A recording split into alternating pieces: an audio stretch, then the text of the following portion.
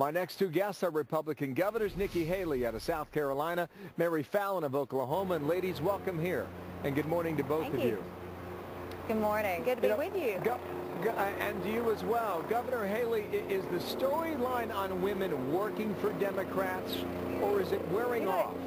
What do you think? It's really not working. I think the Democrats think if they say Republicans hate women enough that women will start to believe it. But what they don't understand is women are so much smarter than that. The fact that women think about a lot of things. Not only do they think about contraception, they think about their families. They think about the debt. They think about how average income has gone down. National debt has gone up. And now we've watched the global competitiveness of our country drop for the fourth year in a row. Women are very results-oriented. And what you're going to see is on Election Day, they're going to vote for their families, and they're going to vote for this country. Governor Fallin, if you were in the hall last night, before the networks came on last night, there were many speeches, about 30, 40 minutes worth about pro-choice, about abortion rights. Democrat, and Sandra Fluke, in fact, speaks tonight around the 9 o'clock hour. Democrats must feel that they're making inroads on this for giving it so much attention. Do you believe they are? No, I don't think they are. I think they're not talking about the issues that are very important to mothers, to women in general. You know, I and my husband have 6 children between the two of us. We're concerned about, will our children be able to find a job when they get out of college? Will our children be left with mountains of debt from college loans? Will they be left with mountains of debt from Obamacare, which is going to be a huge drag upon our national economy? You have $16 trillion of debt in our economy. You have 23 million Americans that are unemployed. And, you know, the fact of the matter is women are actually suffering under this president. You've seen the number of women that are on food stamps go up to a record high. You've seen the average median household income go down by $4,000. That's not good news for American families. And American families have not thrived under this president. Governor Haley, back to that poll number I mentioned. What do you believe explains why the president would drop off on that number over the past 4 or 5 months? What's happening out there that would reflect that, do you believe?